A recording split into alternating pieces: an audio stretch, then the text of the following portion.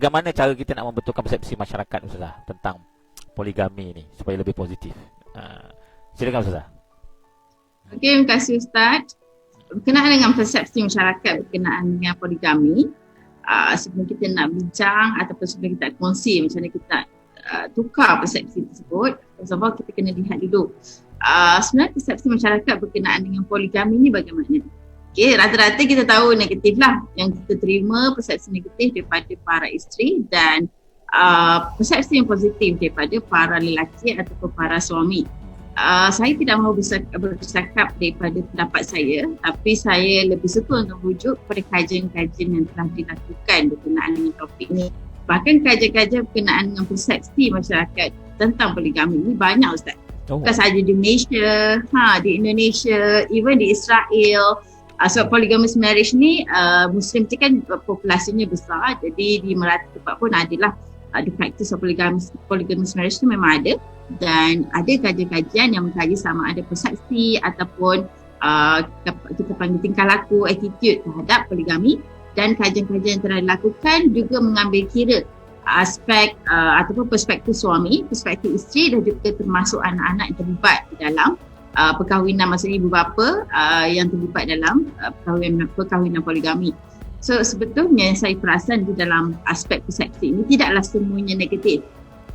Kalau disebutkan daripada pihak suami ataupun lelaki, persepsi yang mereka ada adalah kebaikan positif kerana mereka memandang bahawa poligami ini adalah pilihan peribadi, personal choice. Okay. Berbanding dengan isteri, mereka tidak memandang ini sebagai choice. Satu benda yang mereka terpaksa terima lah. Itu satu. Dan ada juga kajian yang mendapati bahawa poligami ini, keputusan yang diambil oleh para suami untuk berpoligami mempunyai kesan kepada mental pada isteri yang dimadukan lah. So daripada situlah lahirnya tadi saya sebut ada persepsi positif dan juga negatif. Dan juga nak dibincangkan berkenaan dengan persepsi isteri tadi pun, dia actually ada beberapa perspektif juga dalam tu. Contoh kata, kalau bagi seorang isteri yang sudah berumur, suami dia nak kahwin, kajian menunjukkan bahawa isteri dia very positive on that. Tak ada masalah. Sebab dia dah berumur, dia sudah mencapai saya kira satu tahap di mana sudah matang dan mungkin mencapai satu tahap kedudukan ekonomi yang baik, ataupun satu tahap psikologi yang sudah stabil, yang mana kehidupan mereka sudah tidak tentukan dengan apa yang dilakukan oleh suami. Begitu juga dengan para isteri yang macam lebih muda. Persepsi mereka maksudnya lebih muda ni umur dia dalam 30 tahun tahun ke bawah dan juga 70-an. Dapati persepsi mereka ini ada yang kebanyakannya adalah negatif. Antaranya adalah kerana mereka memandang bila suami dia kahwin tu, mereka dah boleh foresee dah, boleh nampak dah kesusahan-kesusahan dari sudut keuangan dan juga ekonomi. Dan satu lagi adalah kesan kepada anak-anak. So yang ini yang kita lihat daripada sudut persepsi. Maksudnya by gender, by umur, by macam kedudukan isteri tadi, dia secure ke tak secure. So kalau dia secure, dia dah contoh berpendapatan sendiri, bekerja, dan macam tadi dia sudah mencapai tahap umur tertentu. Jadi mereka ini lebih positif dalam nak menerima perkahwinan poligami. Bahkan ada juga kajian yang telah mengkaji bagi wanita-wanita yang telah dipoligamikan ini macam mana pula persepsi dia. So ada sebenarnya kalau kita letak secara umum kita dah kata persepsi negatif, tapi bila kita lihat kajian-kajian, persepsinya ada belaka, ada positif, ada negatif, ada yang baiknya, ada yang buruknya. Cuma kalau kita nak bincangkan tentang membaiki persepsi ini, kita kena lihat persepsi itu nak baiki persepsi siapa dulu. So kalau kita nak baiki persepsi suami, itulah gunanya kita ada perkongsian hari ni. Jadi tidaklah dipandang poligami ini sebagai satu yang senang, yang membolehkan suami tadi rasa nak poligami terus saja memohon poligami. Dan untuk isteri pula, bagi mereka mempunyai persepsi yang negatif, dia punya pucuk ataupun dia punya core dia adalah, saya kira adalah ilmu. So setakat mana kita mampu untuk memahami hikmah di sebalik poligami tersebut. Kadang-kadang hikmah tu tak lahir waktu suami kita turun naik mahkamah nak memohon poligami tu. Kadang-kadang hikmah dia lahir selepas daripada suami kita sudah berpoligami. So bila sudah poligami tu barulah kita nampak hikmah dia. Jadi itu adalah satu sudut macam mana kita boleh baiki persepsi kita berkenaan dengan poligami dan persepsi masyarakat berkenaan poligami. So mungkin yang kita dengar kebanyakannya adalah kisah-kisah poligami yang kurang enak, Ustaz, ya. Yang bergaduh lepas tu, yang anak terbiar, yang mungkin bergaduh isteri pertama, isteri kedua, yang mungkin lepas tu suami pun tak mampu bayar nafkah. Jadi mungkin satu cara juga macam mana kita nak baiki persepsi tadi adalah kita mengenengahkan cerita-cerita yang enak berkenaan dengan poligami. Sebab ada sebenarnya cerita kes ataupun perkahwinan poligami ini yang manisnya ada, walaupun tidak banyak tapi ada manisnya berbanding dengan yang kurang manisnya. Okay, saya kira itu adalah satu usaha yang kita boleh buat. Selain pada ilmu, kita mantapkan ilmu kita sebagai isteri tadi, ataupun kita sebagai bakal isteri yang akan dimadukan, ataupun kita sebagai masyarakat secara umum, kita perlu tingkatkan ilmu kita dengan mengikuti banyak ataupun dengan membaca banyak. Kalau saya memang prefer untuk baca kajian-kajian akademik. Jadi kita boleh lihat sebenarnya apa yang berlaku di luar sana. Okey, cuma ataupun satu lagi cara, kita banyakkan pembacaan kita atau rujukan kita kepada orang-orang yang lebih arif. Dan yang kedua tadi adalah penting juga kepada kita, selain daripada kita mantapkan ilmu, mungkin kita boleh lihat tadilah, kita boleh lihat pengalaman-pengalaman mereka yang punya pengalaman poligami yang enak berbanding yang tidak enak. Okey, di situ saya cadangkan dua cara macam mana kita boleh membaiki persepsi masyarakat. Baik. Okey, itu saja Ustaz, menjawabkan soalan. Alhamdulillah, menjawab dengan berhati-hati. Ustazah jawab sebab suami dia dengar je tu. Baik. Risau juga Ustazah nak menjadi moderator panel lagi ni. Nanti kasi kita berminat, ada Chan ni. Secara Ambil borang 30 kan? positif kan. Borang 30 Ustaz. Borang Section 30. Borang dia permohonan poligami Section 23. Oh, baik. Terima kasih Ustazah. Kita akan teruskan bersama Tuan yang arif, Tuan Muhammad Nazri ni berkaitan tentang kemaslahatan. Kita tengok sekarang ni bahasa mudah di Malaysia kita nak berpoligami hanya dengan kebenaran mahkamah. Maknanya kalau ikut undang lah, dia kena pergi mahkamah dulu tadi. Dan kita dapati bahawa memang susah memeritkan dan namun dia ada kemaslahatannya. Walaupun tadi Tuan Nazri dah minta sikit banyak, sebenarnya dah terjawab pun soalan yang kedua saya ni yang berkaitan tentang kemaslahatan yang akan dapat bila ikut prosedur ni. Mungkin sebelum kita menjawab ada 2-3 persoalan lagi ni, mungkin Tuan boleh ceritakan lagi tambahan sikit tentang kemaslahan lain yang tak perasan orang sebenarnya kenapa mesti lalu mahkamah juga. Macam bila bicara kan macam buat salah kan. Adakah poligami ni sedang buat salah sebab kena bicara, kena saman, istilah tu lah. Jadi namun ada kemaslahatan di sebaliknya. Mungkin Tuan boleh sambung sikit tentang kemaslahatan besar lain yang kita nak jaga sebenarnya. Okey, silakan. Terima kasih moderator Ustaz Abdul Razak. So tentang persepsi tadi tu, saya nak share sikit pendapat seorang ni lah tentang poligami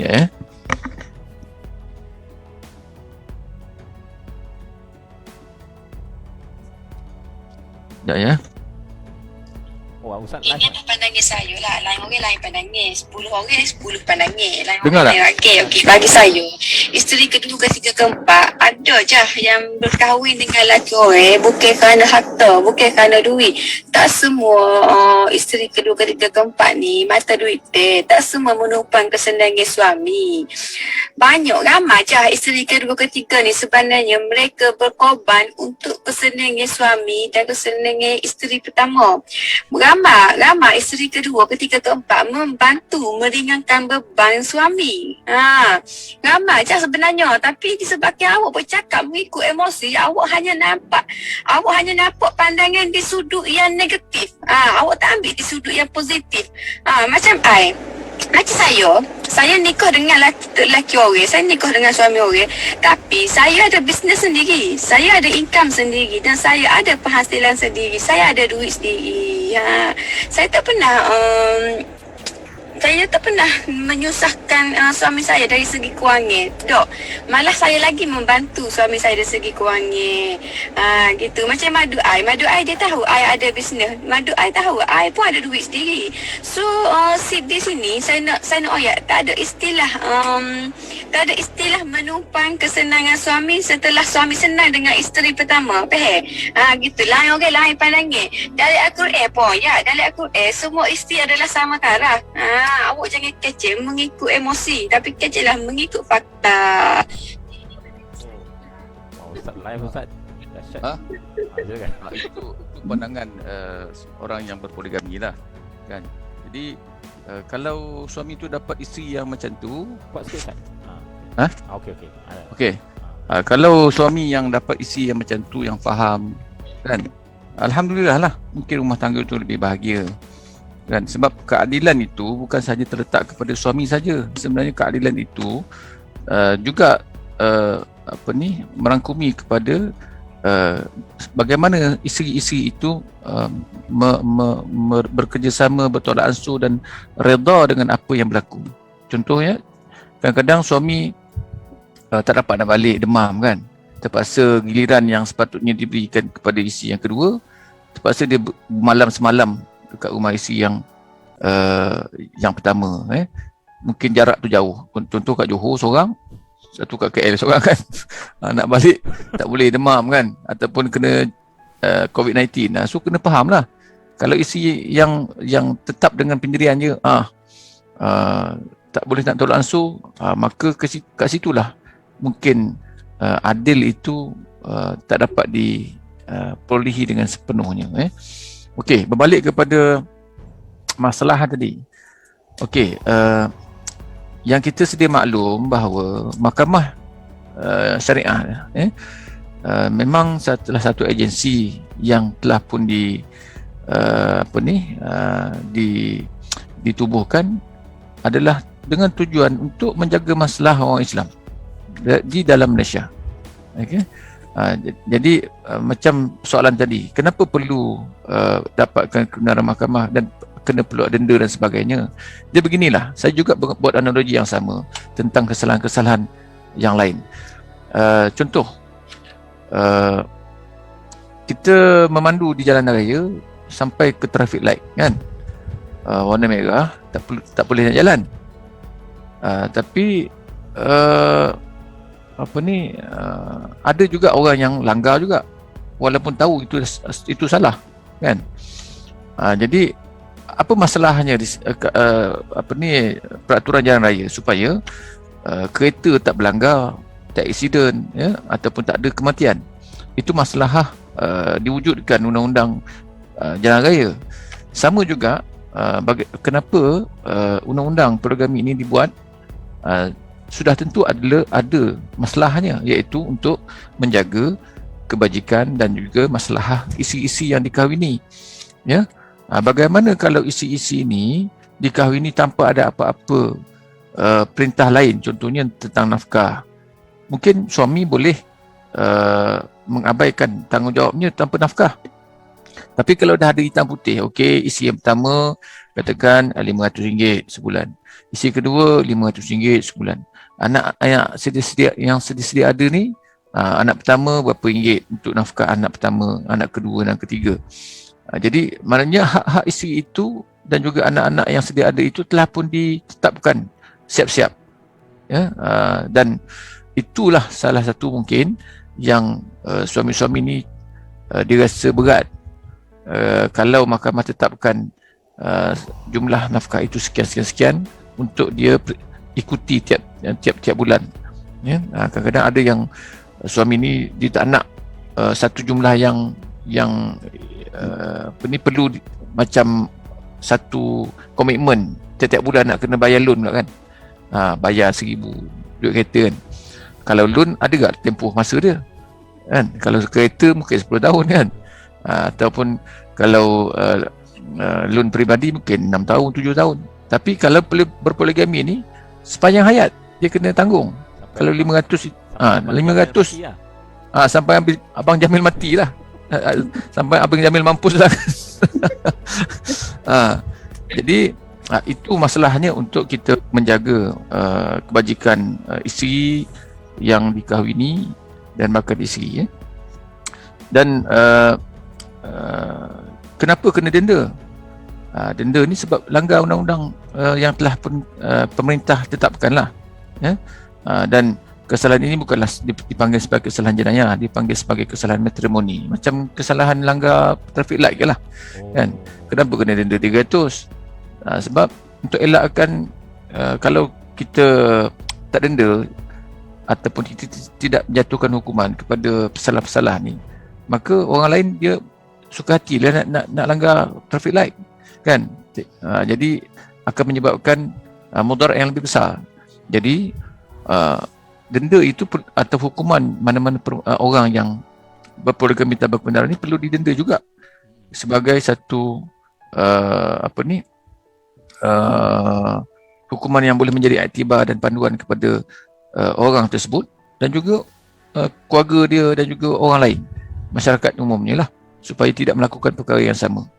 Cuba bayangkan kalau setiap orang kahwin kat luar negara ataupun kahwin ikut sesuka hati saja, maka sudah tentu akan berlaku perkara yang lebih mudarat lah. Contohnya tiba-tiba suami mati, isteri kedua ni tak daftar lagi ataupun tak ada surat nikah lagi, maka isteri kedua ni ikutkan dia tak layak untuk dapat faraid suami yang mati, kerana dalam undang-undang dia tidak diiktiraf lagi sebagai isteri yang kedua.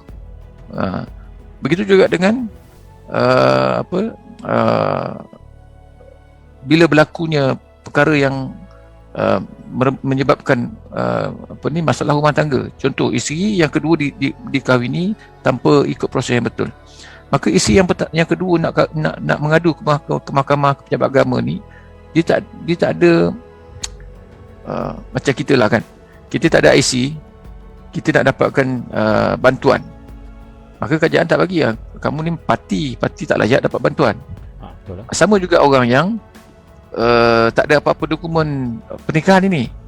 Jadi mahkamah kata kalau nak dapatkan bahagian faraid, you mesti buktikan you sebagai isteri. Jadi apa bukti sebagai isteri adalah surat perakuan nikah.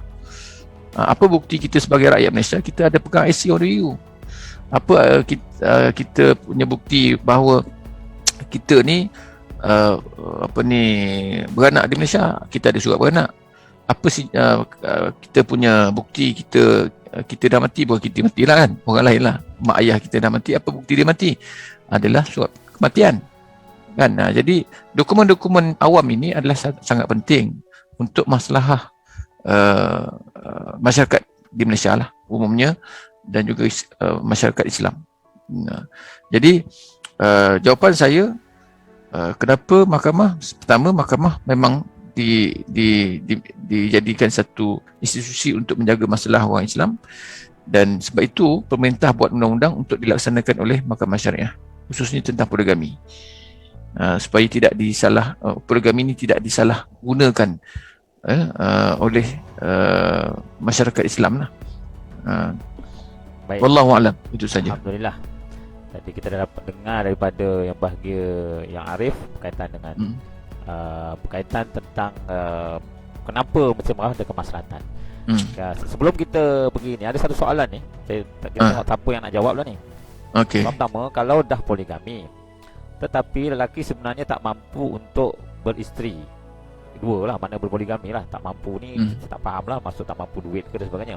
Boleh ke si isteri minta cerai setelah didapat tidak mampu? So isteri ni si pertama kedua saya tak jelas di sini. Dan bagaimana cara sekiranya si suami tidak mau melepaskannya? Dia kata dah ni suami tak mampu, hidup terseksa, mohon cerai.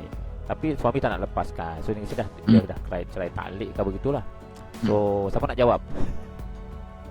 Sila ya Arif jawab. Okey, untuk soalan itu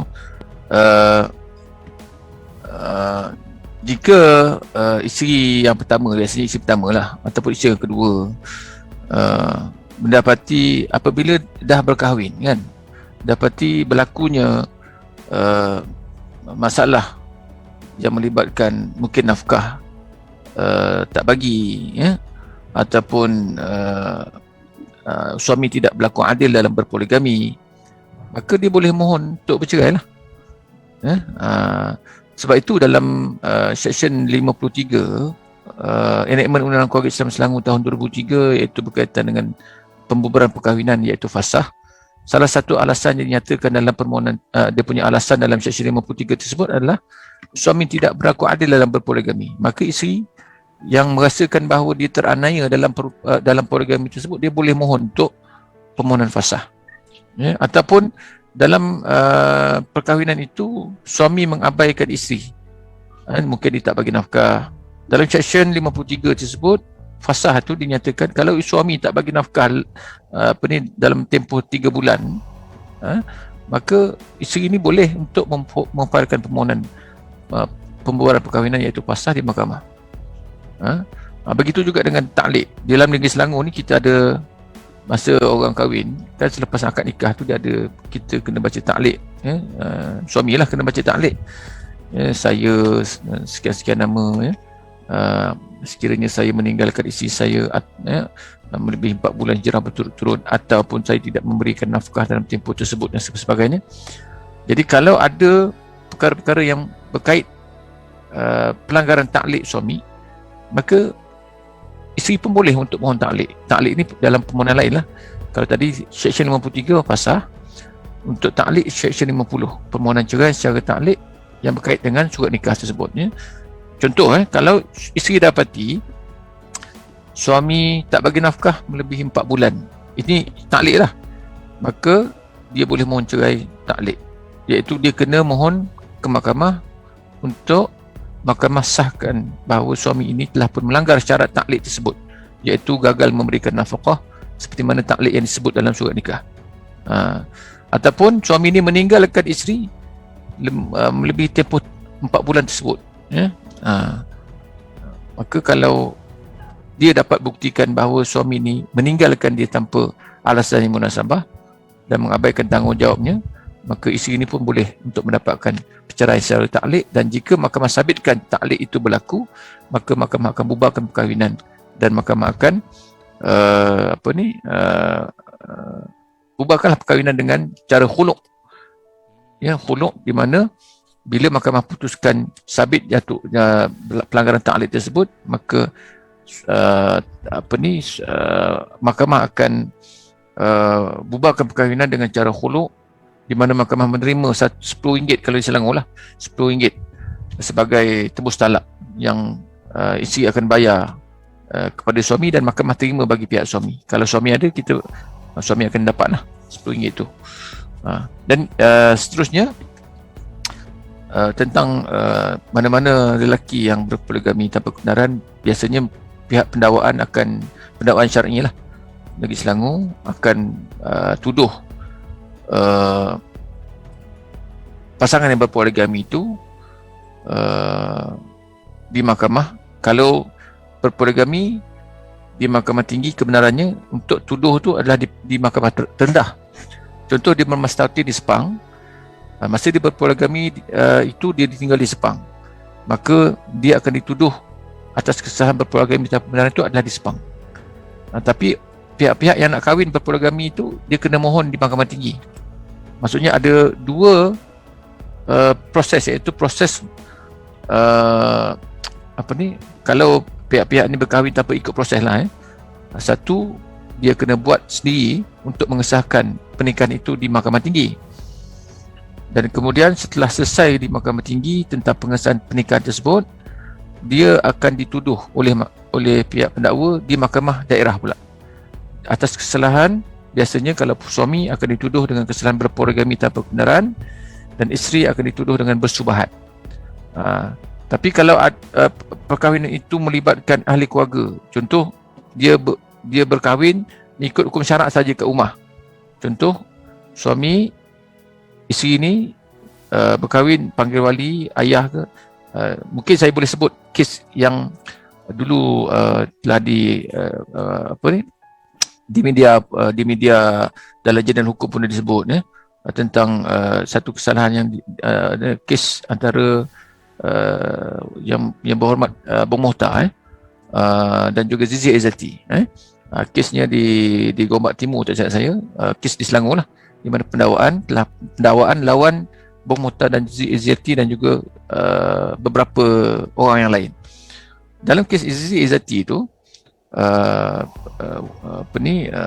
tertuduh Bong Mokhtar, YB Bong Mokhtar, Zizi Izzati dan juga tiga wali dan juga 2 orang saksi yang lain tu, mereka dikenakan hukuman,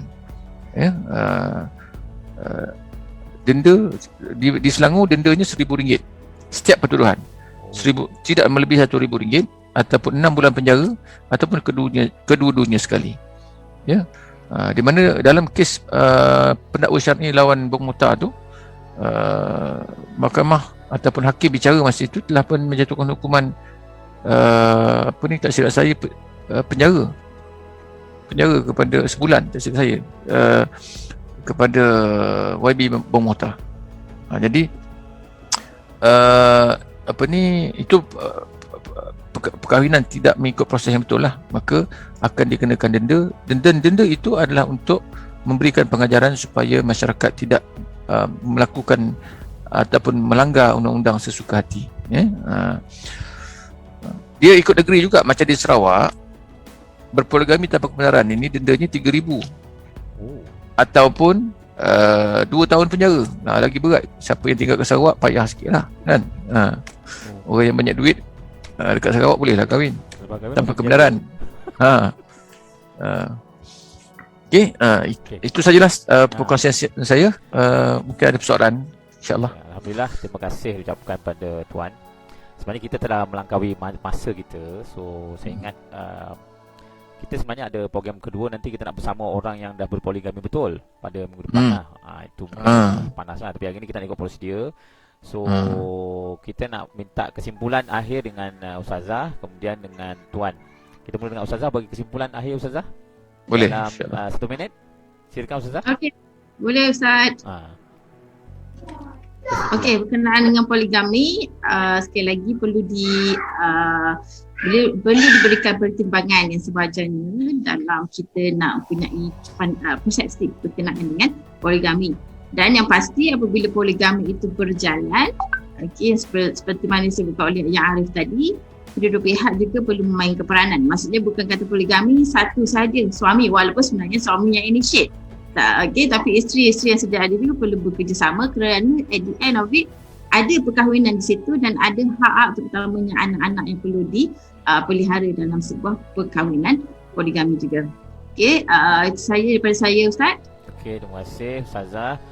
Dan Tuan Nazri, utamanya kita nak tutupkan, sebab bila dengar Selangor ni RM1,000 denda dia kata tak apalah, RM1,000 murah, kata dia kan. Kita lalu jam belakang bayar RM1,000. Ya, mungkin simpulkan sikit Tuan Nazri, silakan. Okay, bismillahirrahmanirrahim. Terima kasih. Jadi saya anjurkanlah kepada rakyat negeri Selangor, khususnya umumnya di Malaysia lah, ya, yang lelaki-lelaki yang nak berpoligami, buatlah permohonan poligami mengikut proses yang betul, sebab walaupun dalam tempoh PKP ni saya dapati ada juga orang yang cuba untuk keluar daripada Malaysia untuk berkahwin di Thailand. Sebab ada kes-kes yang saya dengar juga berpoligami ikut jalan air, kan. Itu dinamakan lawatan api Kuranangi, kan. Saya tanya kenapa boleh untuk berkahwin di Thailand walaupun PKP ni ikut jalan mana. Dia kata jalan air je. Dia kata naik bot je, kan. Tapi kalau kena tangkap memang masalah. Tapi ada juga orang yang buat macam tu, kan. Walaupun dalam tempoh PKP tu ada merentas negeri, tapi ada juga orang yang melakukan perkara tersebut demi untuk menghalalkan sebuah perkahwinan. Jadi saya mengharapkanlah, kalau dapat, kita sebagai rakyat Malaysia hormatilah undang-undang yang telah pun dibuat oleh pemerintah, ya.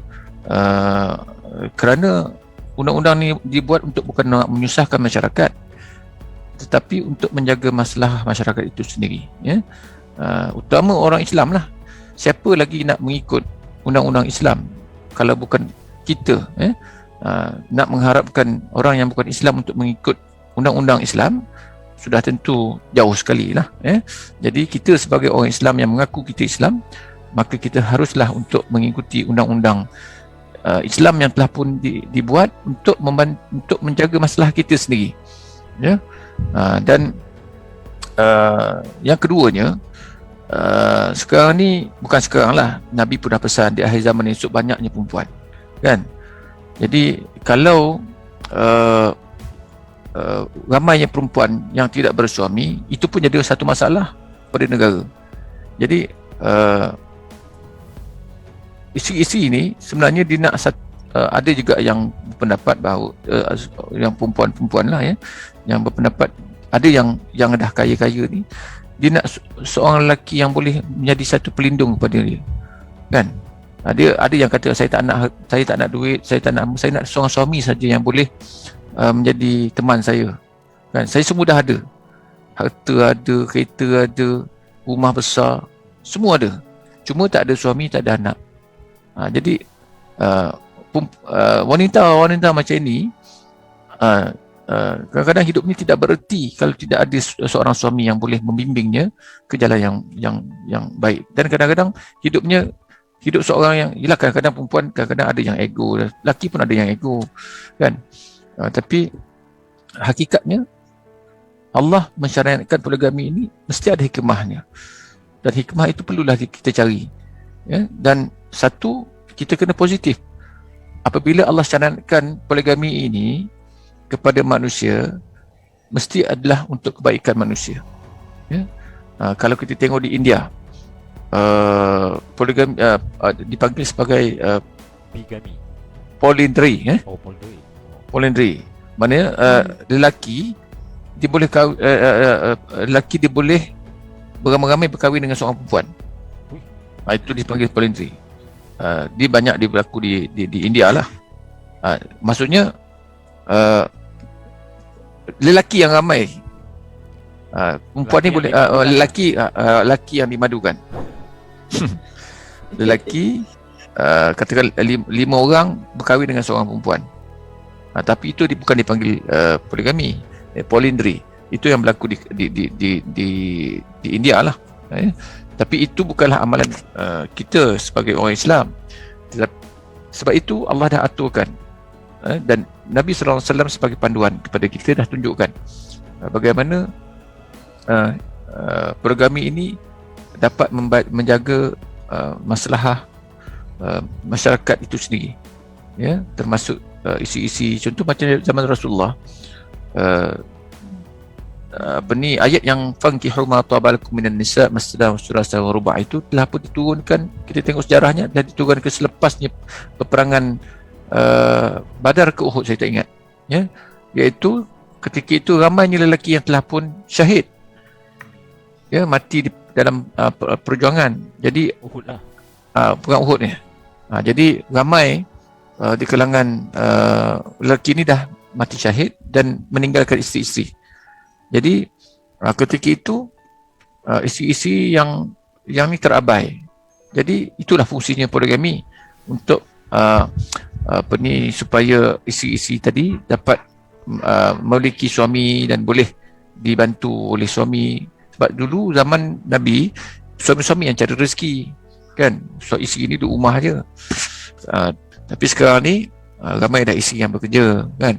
Sebab itu ada yang macam pendapat seorang wanita tadi, dia dah ada duit dan sebagainya, dia tak harap pun untuk mungkin nafkah daripada suami dia lah, sebab dia dah banyak duit pun dah tak kisah, kan?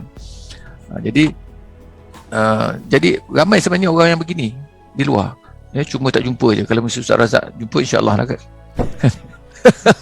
Saya pernah didatangi, tapi saya lari. Sekarang ni satu suami memang susah nak jumpa.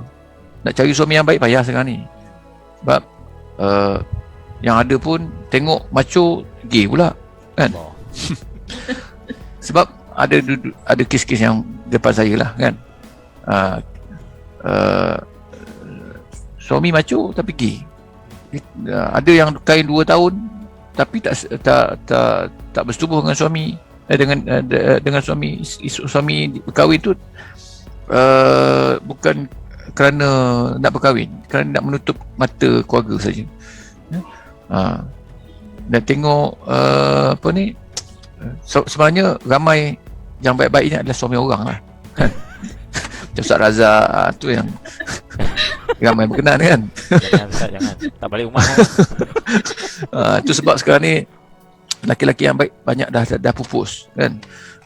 Ada yang bujang dan ambil ais pula, ambil dadah dan sebagainya ya? Jadi nak pilih jodoh tu pun sekarang ni satu cabaran lah kepada seorang wanita kan.